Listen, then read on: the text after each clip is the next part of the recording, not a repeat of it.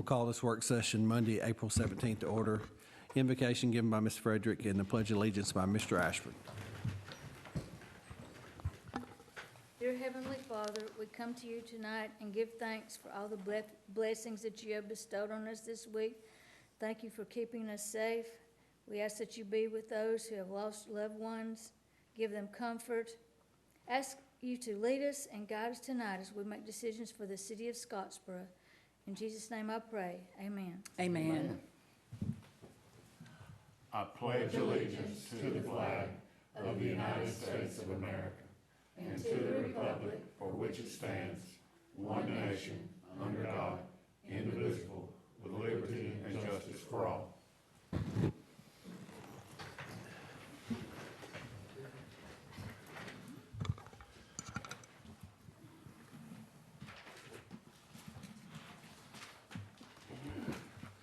First thing on the agenda tonight is discuss the tourism grant application for the Twisted Fork Festival. Mrs. Flournoy.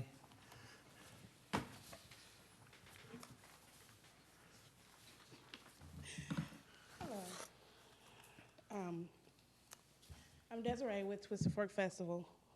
I've been an event planner for about 20 years. I've done Twisted Fork about 7 times. We travel around the United States. Most of the last ones were in Huntsville. So it's a vegan vegetarian festival. Basically the premise is to encourage people to eat healthier, to understand that not all vegetarian food tastes like grass. Like we have from burgers to fries to the plethora of fast food, but we also have healthy food. We also have workshops, we have things for children, and then basically I'm gonna go through all of the criteria that we need in order to get the funding. So what you have is a combination, the colorful packet, that's just everything that we've done in the past 7 years. You don't have to look at that today. That's just, that's just everything that we've done. The paper is actually what I'm gonna go over. So the first thing is our ability to attract overnight guests. The map that you see is just all of the ticket sales that we've done on Eventbrite over the last, and that's only the last 2 years. I didn't have the 7 years, so that's just the last 2. We have anything with health related, you get kind of a niche group. So the people are gonna follow you. So when we did our Birmingham was our largest, about 2,900 people. I really want to say 3,000, but it was only about 2,900. Also the diverse workshops. We talk about the gut health. We talk about managing fibromyalgia naturally. We talk about diabetes, just everything so people can understand that what you eat has something to do with how you feel. As far as our KPIs, like our key point indicators, how we're going to evaluate the event, we go by, of course, we're going to have things to give away, surveys of that nature, but we also have our ticket sales and other things that'll let us know whether we were successful. My goal for each event is for my vendors to sell out. The whole point is, you know, you want to make money, so I want my vendors to enjoy it, and I've had vendors that have followed me from states and also, you know, locally. So that's really important to me, so it's definitely one of my key point indicators. As far as attracting success from other vendors, from other funds, we've had Costco, Veg Out, a few clothing companies that just kind of, you know, give us whether in-kind donations or actual funding. Then as far as things that will complement Scottsboro, I talked to Larry over the farmer's market. So I know that we have some farmers there, but looking at that they're limited, I also contacted the farmers market in the surrounding counties to let them know that we're going to offer 10 free slots to all of our produce farmers because I want them to come and sell, and that's the kind of thing to create that connection with our community. So they won't have to pay. Well, the first 10 won't have to pay. Then we're raising awareness as far as recycling. I talked to the lady over recycling this morning. I want to have the recycling bins throughout the event as far as with the trash cans so that we are recycling for the duration. Trying to figure out how to house that, and I was talking to her, so we're gonna talk again.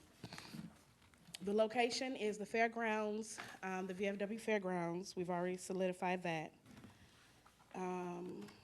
As far as economic opportunities, of course, when people stay over, they're going to shop They're going to come and tour. We also have created a audible tour for Scottsboro that covers 15 attractions, as well as I've been wonderfully trying restaurants to find out what vegan options they have. And surprisingly, most do. So that's going to be on the tour. I'll talk about that in a minute. Oh, the history of what we've done. That's just a synopsis to let you know that we've been doing this since 2017. In Texas, Wisconsin, mostly in Huntsville. Birmingham was an Alabama Vegan Fest. That fest was just vegan. I'm from Wisconsin, so I have a special relationship with cheese. So I'm vegetarian, I'm not vegan. So we have a vegan vegetarian festival. Oh, good, okay, right in. Oh, wonderful. So the promotion as far as the vegan night out in Scottsboro, there are two things. One, we've created a map of all of the high points in Scottsboro, which will be on the website. But as far as the actual tour, my son found the software that gives you an audible tour. So as they drive, it'll have a point and it'll say, once they get to, let's say, the History Museum, it'll leave a 3-minute audio that'll say, this is the history, this is what is done as they pass it. They can choose to stop or keep going. And so we have an entire map that they can do Saturday, the day before the event, and kind of get people to stay over.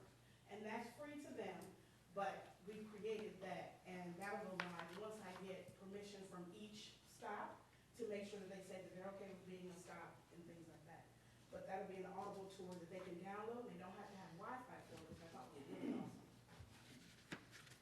And that's it. Do you have any questions for me? Anyone have any questions? I have, well, go ahead. Is this all nonprofit? No, I am not a nonprofit. No, I'm not a nonprofit. It's for, So it's the- for profit. Yes, the money that for the festival goes to make the festival, for the t-shirt, my cleanup crew, yes, for help, Okay. yes. Typically, how many attended? Our last couple years, we've ranged from 2,000 to 2,900. 2,900 was our cap. That was this is our first one since COVID. Since COVID? Yeah, so we've done, we did one in 2019, and then we did a virtual one in 2020. That's kind of why on the map you'll see pings from other countries, because we did the virtual. So the, okay, what, I'm sorry, And that was where? that was in Birmingham. The one in Huntsville, the last one in Huntsville was 22, around 2,200. Yeah, I was gonna ask about the nonprofit also, but how many people do you have? You have volunteers, or is everybody, and how many people do you have to help? That's, Yes, that's important, because usually, I have worked my family wonderfully. But this year, I put it in the budget for help, so I have a crew that's coming to help clean up. I have someone that's gonna be doing, helping me set up, helping me break down, and the vendors are responsible for their own trash, to break down. If not, then their fee won't be, the portion of it fee won't be refunded to them. So it definitely have help, and also the VFW did say we could come in and set up the night before, which would be great, because that also helps. Can I ask you, how many have you already got to respond that it has already paid in and? Okay, so the festival's always free. This year we did do a charge of $2 because I decided to do that this year to help, with the volunteers, because I would like to at least give them something. Right now, I think we only have a couple hundred, which is never really a concern for me because nobody buys in until like the month before. That's just how they do. Now, as far as my vendors, we have our vendors. And so How many? my I mean, vendors, currently I have 25. Yes. okay. And so I'm looking to do, depending on how many food trucks I can fit, I want to go and guarantee how many I can fit, plus that in the building, because they have both buildings.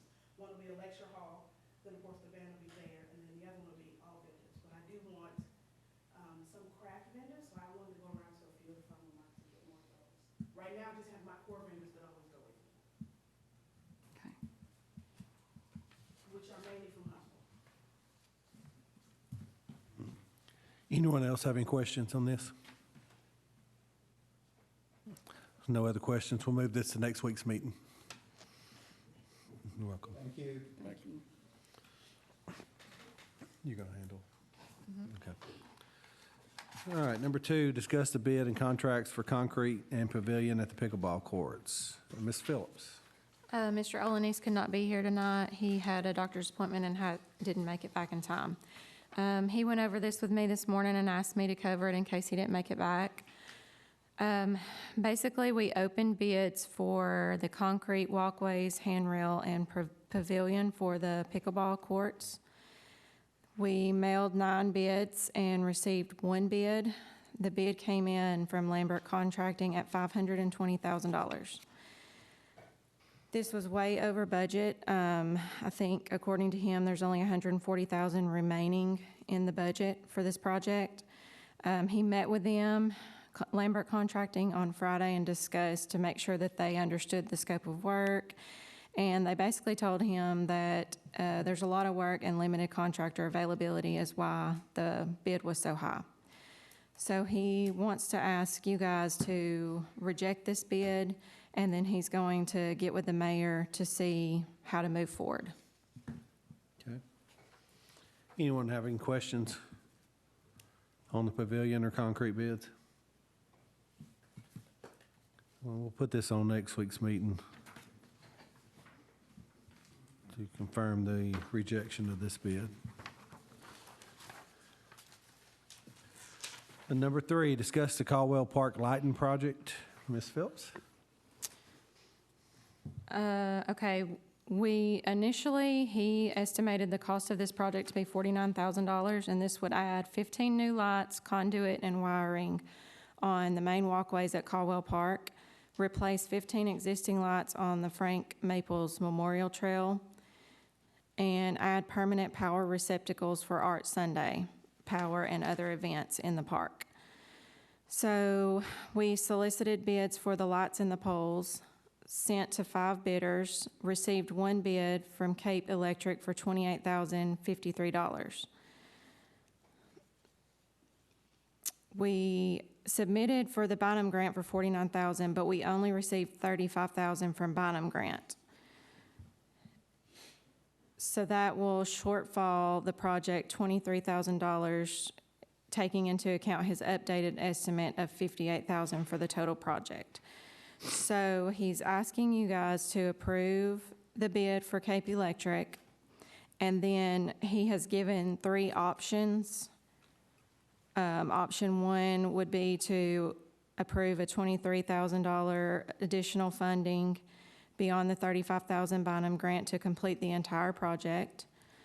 Option 2 would be to approve $14,000 of additional funding to complete all the lighting and priority power outlets, or option 3, approve $11,000 additional funding just to complete the lighting only. Anyone have any questions on this? I know we'll put this on next week's meeting, but I know this is a long time coming. I hate that Katie's not here to talk about all the projects that she was wanting to have at this park once we get this done. And I just want to remind the council there's still ARPA money left that can be used to finish this project. So we'll move that to next week's meeting.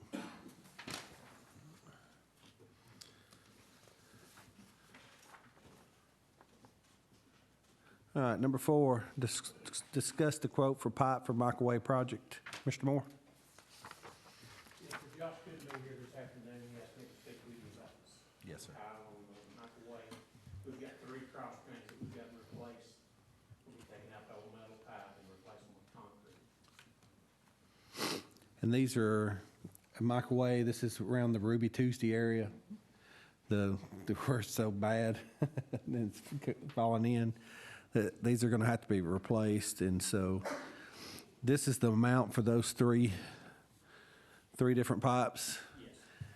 And I'd also like to add, I met with Josh today, and there's another one in town that with a project coming up, we will know by Monday whether or not if it's metal or concrete, it may have to be replaced too. And so I'd like to go ahead and add that with this if it does. These pipes that we've got, especially for microwave, have got to be built. Mm-hmm. They said 2 or 3 weeks, they should have those. Okay.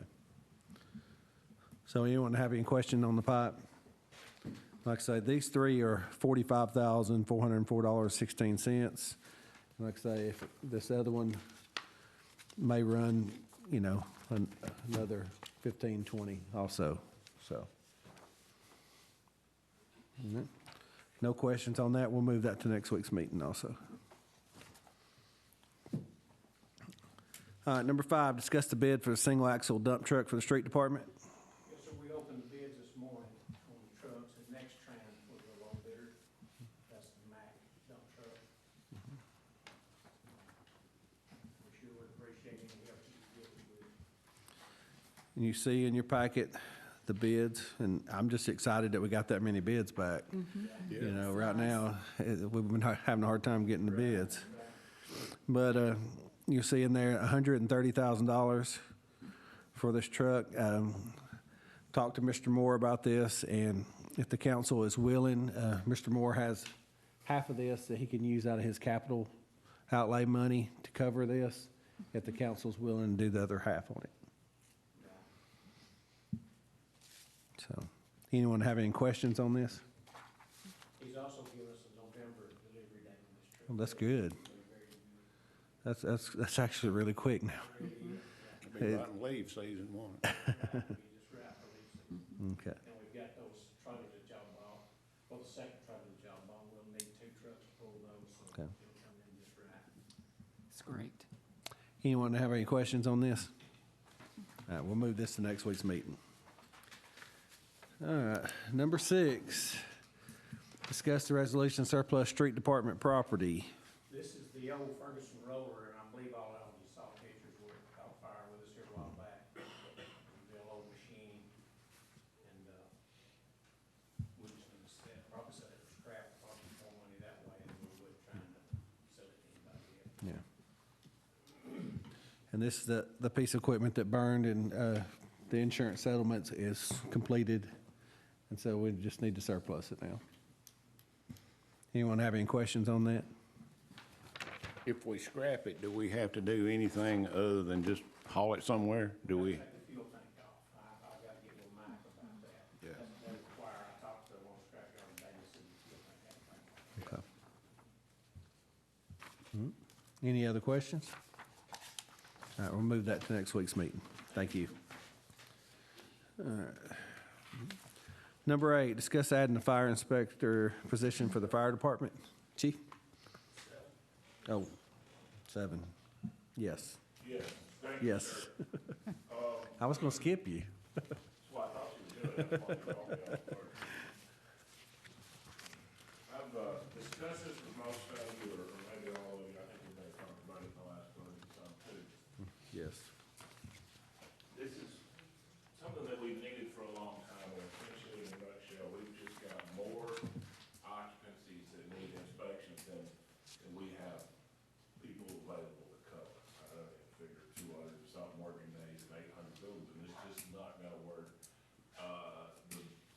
We've been managing that, but as we're seeing more and more growth, those new developments and new construction takes a lot more resources in terms of plan review and multiple inspections on those developments. So, put this together, I talked with Rick, what I would ask that the council consider is adding a position of fire inspector. I put some numbers in here that Rick and I discussed, and would be the worst case scenario of an employee on the pay scale to match where the building inspectors are.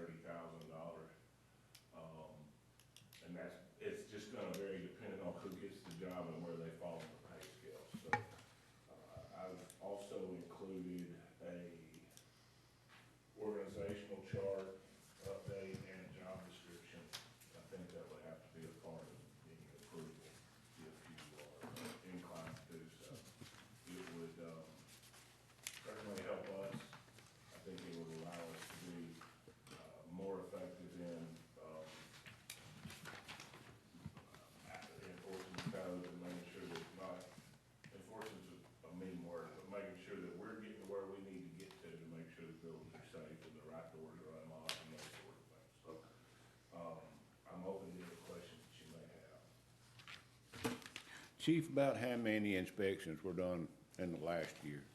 Well, we're barely in, we're under 200. And that's just we got behind with some COVID stuff, so we're trying to catch up on that. A lot of those are the repeats that we have to do. Certain things have to be done every year, like the daycares and those sort of things, just because of their licensing requirements. So we're having to do those every time, and we're not able to really run down the list and knock them out. So some of our occupancies, I would venture to say, haven't had a true fire inspection in many years, multiple years.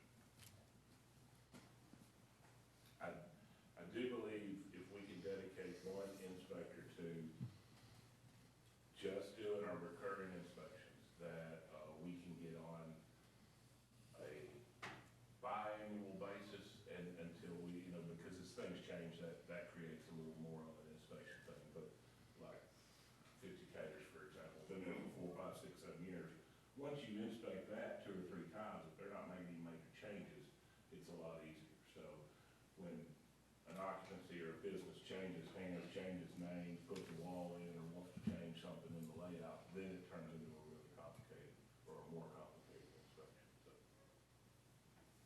Sounds like it's part of growing pains, to be cliche. It is, I mean, it's a good problem that we have, but we want to be in the best position. I mean, honestly, I could work 2 of them, but I'm not going to ask you for that. So, we want to be in the best position we can to do it and do it the right way. Who does those now? John Lee does those now, so, but who also operates as our deputy chief, so. And he is gonna want, I think he wants to hold on to the new development, the plan review, because that's a more in-depth into the code, having a better understanding. So he wants to get that until we get an inspector who's, been practicing, Do that well anyway. versed in it, yeah. Is there anybody else within the department that can help John? Well, it's just with our staffing like it is, I mean, we either have to pay, we would have to pay overtime for somebody to do that or pull somebody off the fire extinguishers. I mean, now we're trying to keep them on the road now, so we just don't really have the staff. I have several that are trained and have the training, just don't have enough at a time to start pulling them off the road. If you have any questions, Anybody else have any questions or anything else? All right, thank you. We'll put that on next week's meeting. All right, number 8, discuss the city's portion of the Mint Creek Boat Launch Expansion Grant. Mr. Wheeler, you want to talk about that a second?